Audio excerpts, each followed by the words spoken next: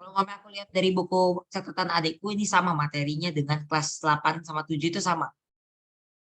Yang pertama materinya huruf hiragana A sampai, kalau menurutku ini kayaknya sampai yang ini dia apa meh? Sampai na.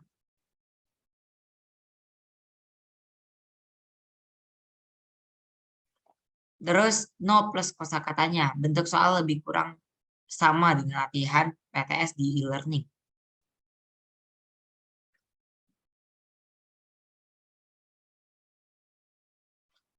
Ya jadinya kosakatanya nggak dari luar inilah catatan. Terus Jiko Shokai plus gerakannya. Terus salam sapa yaitu Aisatsu. Kayak salam penting itu ada 3. Ohayo gozaimasu, konnichiwa, sama konbanwa. Nanti kita bahas ya. Nah, terus apabila memiliki buku cetaknya dilihat halaman 1 sampai 9 serta halaman 15 sampai 21. Aku punya nih buku cetaknya, nanti kita coba bahas ya. Mungkin kayak salah satu tradisi atau salah satu gestur dalam menyapa itu ada namanya ojigi. Nanti kita bahas ya. Terus pengisian isian singkat, short answer atau esai. Agar menghindari kesalahan diajarkan untuk menjawab dengan huruf kapital saja, tidak ada kapital. Huruf kecil aja.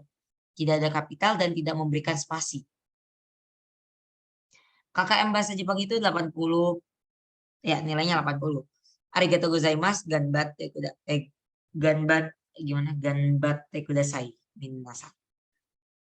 Nih, kalau mamanya mau nanya langsung ke Reva Sensei ya. Jangan tanya ke aku. Aku bukan siapa-siapanya Reva Sensei. Oke, aku lanjutkan. Nah, ini rangkuman materi bahasa Jepang. Ini Jepang Reva Sensei dan ini aku nyantumin angkatan 30 dan 31. Karena materinya ini kalau aku lihat dari catatan adikku ini sama. Nggak ada perbedaan di antara angkatan 30 dan 31.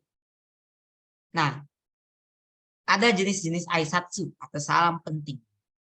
Yang pertama ada ohayo gozaimasu atau selamat pagi. Jadi kalau umpamanya pagi-pagi nih, terus pelajaran Reva Sensei bahasa Jepang. Nah, itu Reva Sensei biasanya datang ohayo gozaimasu, minasang, baru nanti mulai masuk pelajaran.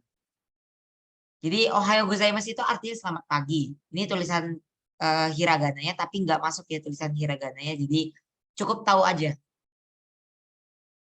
Jadi yang jelas ada huruf O sama ini H. Nanti H belum masuk ya. Terus ada konnichiwa, selamat siang.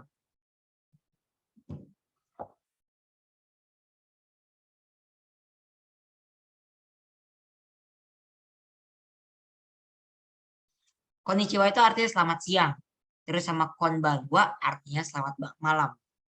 Jujur yang konbanwa aku bingung cara baca gimana. Konbanwa atau konbanwa. Soalnya kan kayak orang Jepang itu kan kayak kalau ngomong itu suka di apa ya, nggak bisa ngomong bener lah. Coba ya. Konbanwa. Gitulah. Konbanwa. Selamat malam. Nah, ini jenis-jenis aisatsu atau salam penting. Terus ini ada jiko shokai. Perkenalan. Nah, ohayo gozaimasu, konnichiwa atau konbanwa. Ini tergantung waktunya nih. Hajimemashite. Perkenalkan. Nah, ini i-nya itu jangan dibaca. Jadi hajimemashite. Bukan hajimemashite. Hajimemashite. Perkenalkan.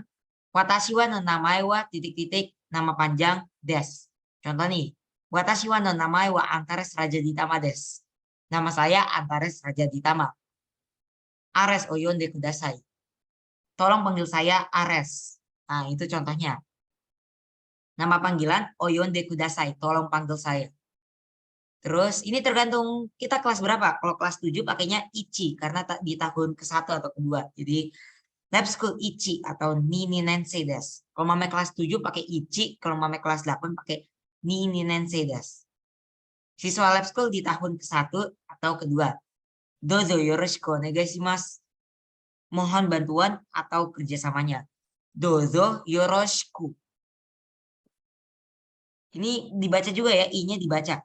Dozo yoroshiku. onegaishimasu. U-nya nggak dibaca.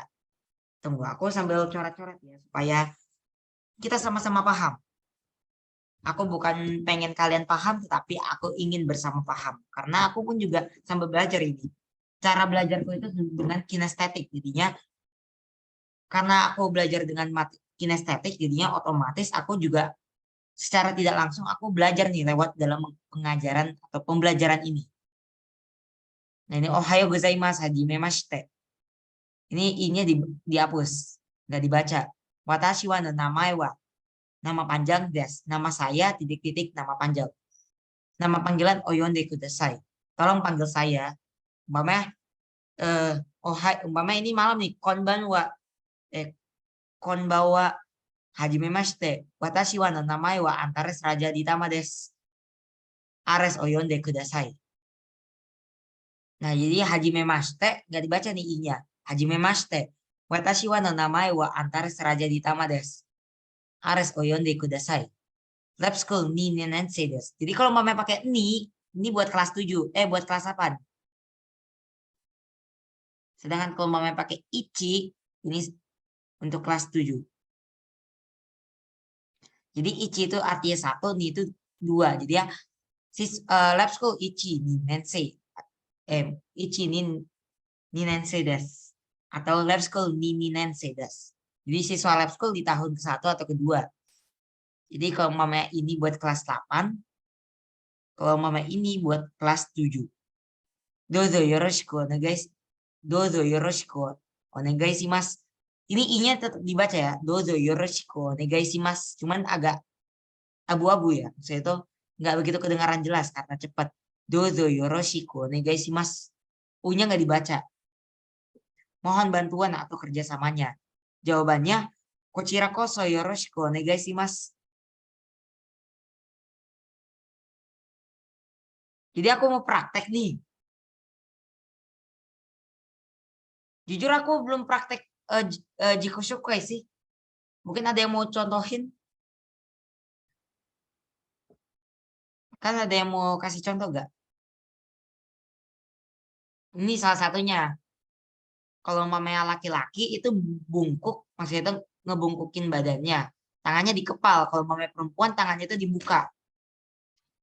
Celana pendekan lagi. Coba, Revandra, praktekin. Aku belum praktek. Jadi ini ya untuk yang Joku Shokai. Untuk gerakannya yang jelas. Coba ya, aku izin on cam.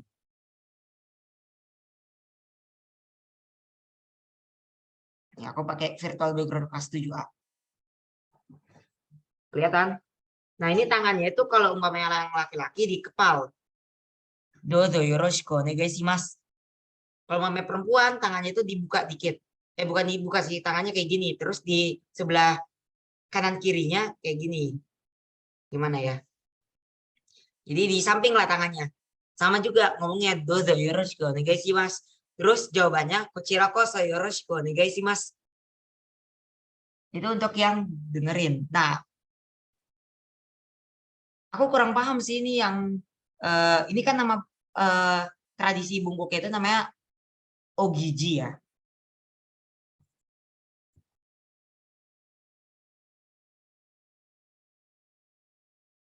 Nah ini budaya ojigi, membungkukkan tubuh. Ini kita sambil belajar aja ya.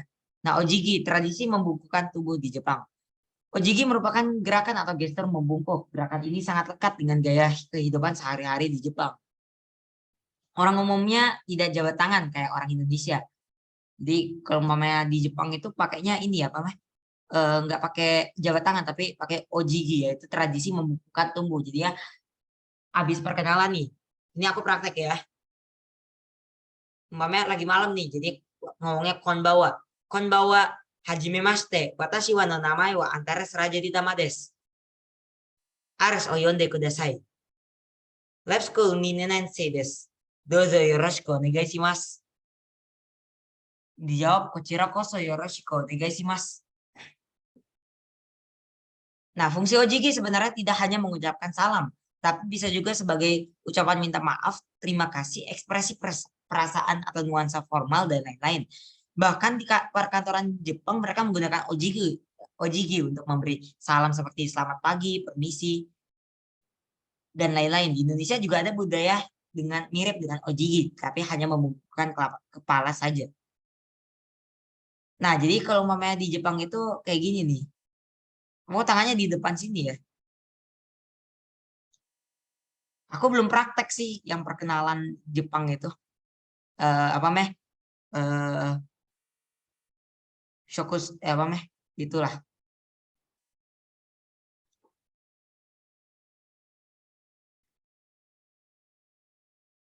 Kalau mamanya yang apa meh angkatan 31 mau join, boleh ya. Nggak apa-apa. Nah, jadi ini yang ada dua versi nih ya, itu yang laki-laki dan yang perempuan. Aku belum praktek, jadi aku kurang tahu nih. Gerakan ojigi yang kasual atau umum adalah membungkuk badan sampai membentuk sudut 15 derajat.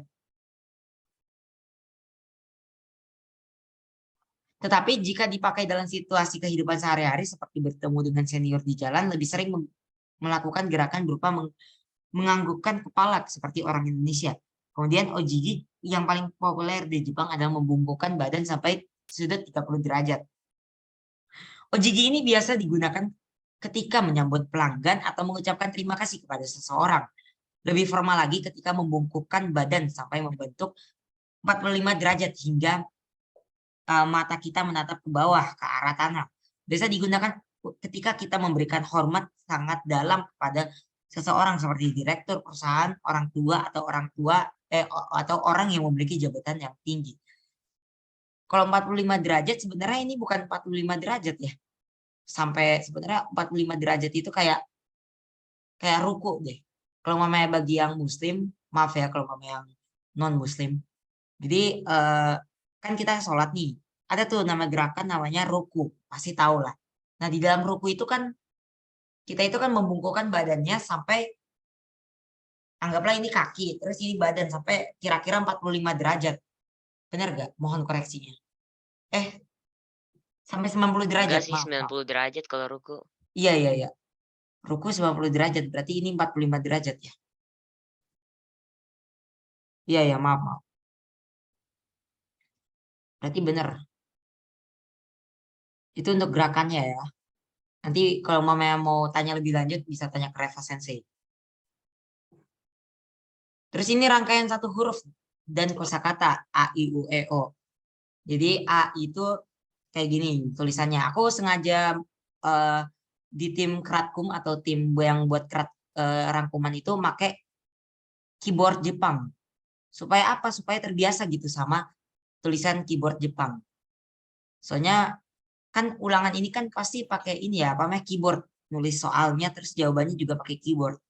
Jadinya supaya terbiasa, maka dari itu aku mengusahakan buat nulisnya itu pakai keyboard Jepang supaya terbiasa. Jadi kita lihat Kayaknya itu contoh-contoh. Ya, kayaknya nggak usah ini deh, nggak usah kayak nulis-nulis pakai bahasa Jepang gitu ya. Iya, iya, nggak usah pakai. Maksudnya kalau esainya nggak usah pakai yang tulis bahasa Jepang.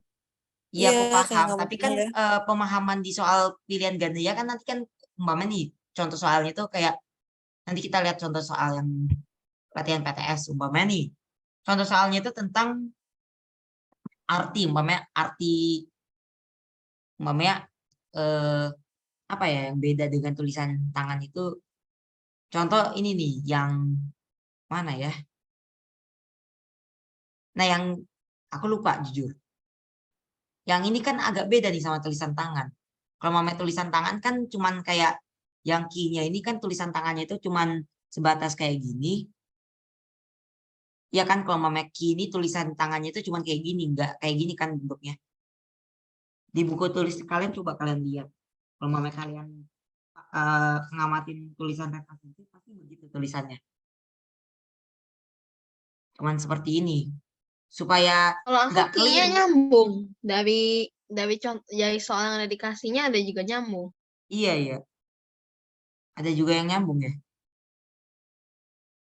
Kalau kata gurunya kan bisa nyambung bisa enggak? Iya. Nanti kita amati dulu ya soalnya.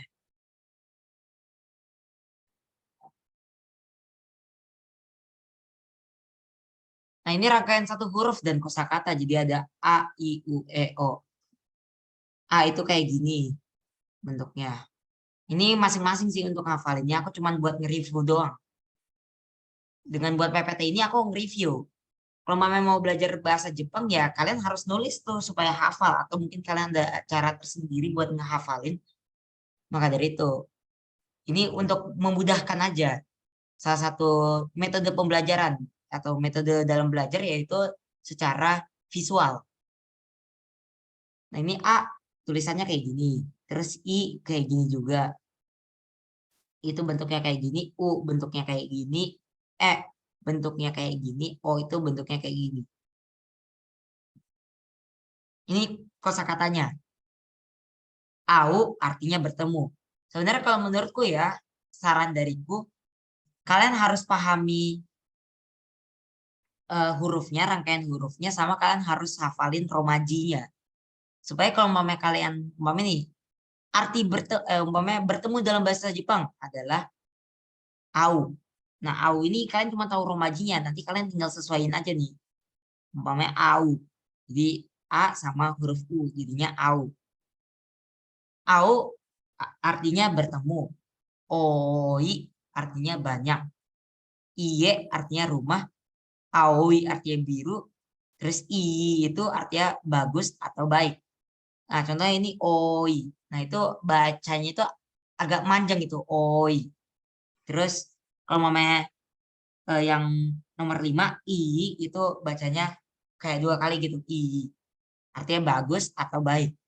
Jadi au itu artinya bertemu, oi itu artinya banyak, iye itu artinya rumah, au itu artinya biru, dan i itu artinya bagus atau baik. Ini kalian tergantung kalian gimana cara memahaminya. Contoh nih, aku ngambil foto dari ini dari anime atau anime movie Kimi no Na wa. Ini kita bisa nih implementasikan Kimi no Na wa ini dengan kosakata yang kita pelajari. Contohnya nih, au, mereka bertemu nih. Aku lupa nama tokonya siapa sama Mitsuhara kalau nggak salah. Bertemu nih, au, mereka ketemu nih, bertemu yang artinya au. Terus oi, oi ini bisa kita artikan umpamanya nih banyak rumah. Oi-nya itu apa ya? Oi itu berarti banyak dan rumah itu iye. Terus au itu biru, langitnya biru nih. Aku lupa lagi contoh kalimatnya. Terus i itu bagus atau baik. Nah, ini gambarnya bagus kan? Terus ini rangkaian 2 dan 3, huruf dan kosakata. Kakiku keko dan sasi suseso. K itu bentuknya kayak gini. Ki itu bentuknya kayak gini. Ku itu artinya, bentuknya kayak gini. Coba ya aku izin tulis juga. Soalnya biar aku juga belajar nih. Nah, K itu bentuknya kayak gini. Terus Ki itu bentuknya kayak gini. Ku itu bentuknya kayak gini atau bisa digabung juga. K itu bentuknya kayak gini. Dan Ko itu bentuknya kayak gini. Dan sasi suseso. Ini tulisan sasi susesonya ya. Ini sa, ini si, ini su, ini se, dan ini so. Sukoshi, sedikit. Tulisannya su, ko, shi. Ini karena i-nya 2, ingat aja romajinya.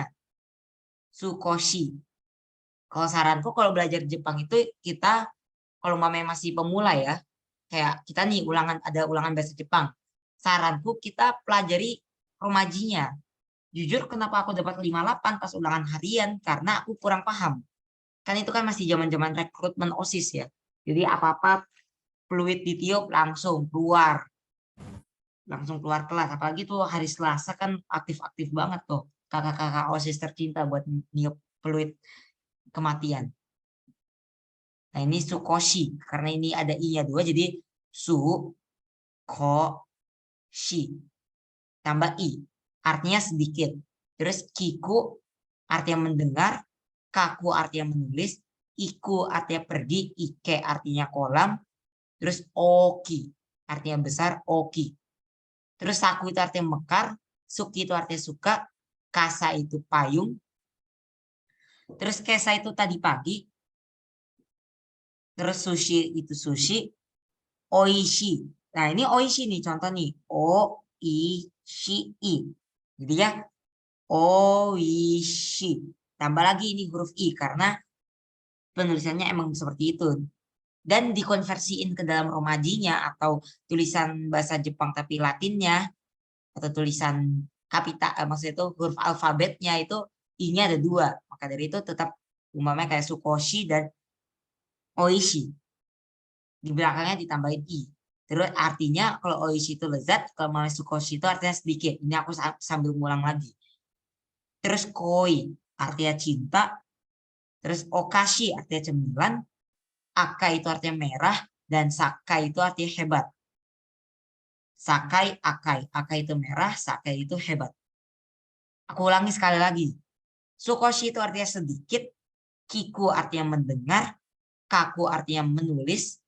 Iku artinya pergi. Ike artinya kolam. Oki itu artinya besar. Saku artinya mekar. Suki artinya suka.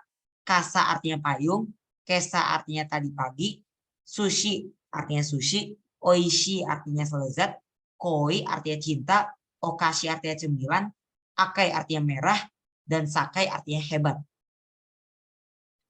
Terus kita lanjut nih. Rangkaian 4 dan 5. Huruf dan kosakata. Ini ada tachisu, teto, dan nani nuneno. Sebagai informasi, su itu mulutnya itu apa ya? Lidah kita digigit gitu. Su. Jadi gigi kita ngegigit lidah. Su. Kalau kata Reva Sensei ya. Su. Tachisu, teto. Nah ini kita lanjut. Sukue. Itu artinya meja. Isu artinya kursi. Isu artinya kursi. Maaf ini su ya. Ini cu bukan sih, maaf.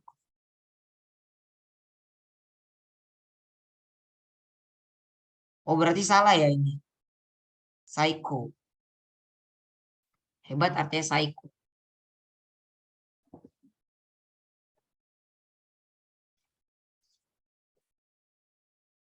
Tunggu. Iya, aku juga artis psycho. Ini berarti ini salah di catatannya nih.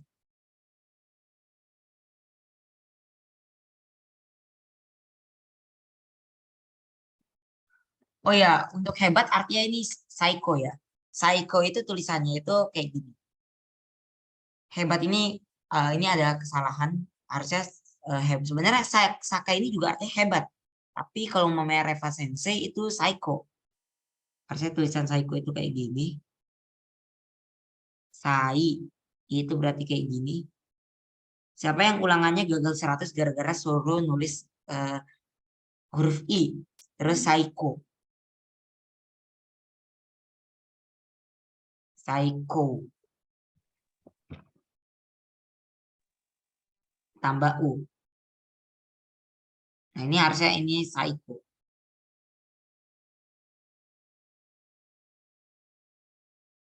Psycho artinya hebat. Sebenarnya sama aja sih antara Sakai dengan psycho. Psycho. Ini sama aja ya. Sama-sama artinya hebat.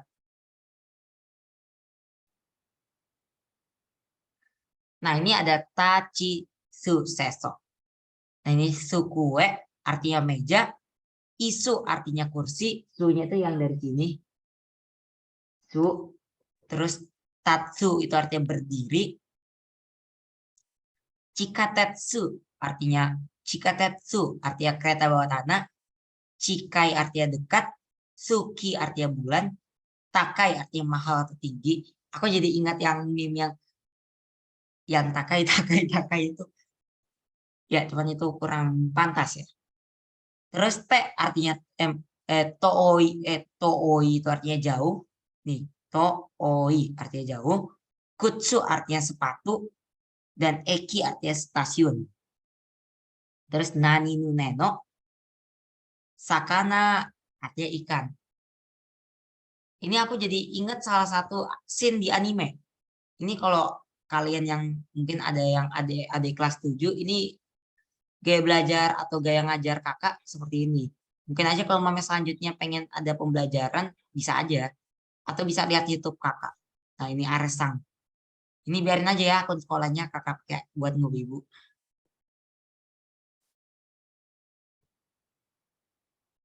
Nah, jadinya kalian juga bisa nih apa namanya menumbuhkan passion belajar bahasa Jepang dari nonton anime. Tunggu. Jadi nggak salah. Nonton anime itu ada manfaatnya, apalagi untuk pelajaran bahasa Inggris, bahasa Jepang. Kedengeran gak sih suaranya?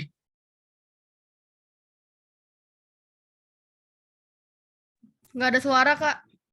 Oke, oke. Kak. Pokoknya Saya ya David. gitulah. Kalian tahu kan scene-nya gimana? Ini dari anime Recroll, anime Yuri singkatnya. Nah, jadi yang Tachitsu Teto itu ada Sukue, Isu, Tatsu, Chikatetsu, Chikai, Suki, Takai, Toi, Kutsu, dan Eki. Sukue itu artinya meja, Isu artinya kursi, Tatsu artinya berdiri, Chikatetsu artinya kereta bawah tanah, Chikai artinya dekat, Suki artinya bulan, Takai artinya mahal atau tinggi, Toi artinya jauh, Kutsu artinya sepatu, dan Eki artinya stasiun. Ini kalian tinggal hafalin dan kalian kalian hafalin sama pahami. Hafalin kosakatanya dan kata-katanya. Iya, kosakata dan huruf. Artinya juga. Cuman kalau umpamanya kakak belajarnya itu artinya belakangan. Yang penting tahu dulu nih romanjinya atau tulisan Latinnya sama huruf ininya apa meh huruf hiragananya. Nah, terus ada nani nune no sakana. Sakana, nah itu artinya ikan. Katana itu artinya pedang katana. Naka itu artinya di dalam. Kono artinya ini. Nuno artinya kain. Inu artinya anjing. Inaka artinya desa. Neko artinya kucing. Neko nya in. Wah, wah, wah. Maaf kalau mamanya cukup berkultur ya. Terus itu artinya murid dan kutsu artinya sepatu. Jadi kalau mamanya ini kalian tinggal pahami dan hafalin aja. Sama banyakin latihan. Latihannya kalian bisa, mamanya mau buka latihan dari e-labs kan ada tuh. Dari Reva Sensei. Atau mungkin kalian mau punya gaya belajarnya tersendiri lah buat ngafalin.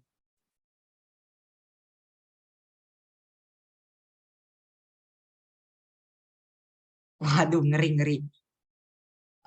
Di apa namanya di perguruan tinggi atau di universitas gak ada OSIS, adanya apa ya? Aku lupa lagi namanya. Nah, Kayak oke, BEM gitu. Yang ya suka BEM, demo-demo gitu. ya BEM. Terima kasih, semoga bermanfaat. Arigatou gozaimasu. Ini dibuat oleh kakak sendiri 8C04 Antares Raja Ditama supaya terkenal nih. Jadi kakak tulis nama kakak besar-besar beserta rekan-rekan kakak yang membantu kakak. Kenapa isinya cewek? Karena yang minat cewek. Terus 8A 17 Viola Arindra Syafira dan 8F absen 18 Fadia Isyafira Kamila Akbar. Yang ini antara sarjana nama kalian bisa panggil Kak Ares atau Kak Antares. Terus yang 8A absen 17 Viola Arindra Syafira bisa dipanggil Kak Viola atau Kak Fai, dan 8F absen 18 Fadia Isyafira Kamila Akbar kalian bisa panggil Kak Fadia aja. Ya Kak Fadia. Nah, sejarah ini yaitu kekalahan pada Perang Dunia Kedua yang membuat Jepang menjadi seperti sekarang, yaitu sebagai negara otaku. Kita bersyukur nih kalau umpamanya Amerika nggak jatuhin bom atom ke Jepang, mungkin kita nggak bakal ada pelajaran bahasa Jepang, atau mungkin nggak ada nih anime-anime gitu di Jepang. Jadi kita bersyukur banget kalau umpamanya karena kita bersyukur banget karena Amerika jatuhin bom atom ke Jepang, ke Hiroshima dan Nagasaki. Kalau memang enggak, udah tuh. Nggak bakal ada tuh anime, manga di Jepangan lainnya. Karena yang mempengaruhi kultur Jepang ini yaitu salah satunya adalah kekalahan pada Perang Dunia Kedua. Jadinya Hirohito, Kaisar Hirohito kan otomatis kan ini kakak sekalian ngejelasin sejarah ya. Habis ini masuk lagi ya ke Zoom soalnya mau bahas latihan. Jadi sambil ngabisin waktu kakak mau sekalian ngejelasin sejarah. Kebetulan kakak anak sejarah. Kakak suka IPS dibanding matematika. Jadinya singkatnya, habis kekalahan Jepang di Perang Dunia Kedua, habis dibom atom sama Amerika sama Amerika di Hiroshima dan Nagasaki, Jepang kan takluk tuh di atas Amerika. Jadinya banyak tuh budaya-budaya Amerika yang mulai masuk ke Jepang.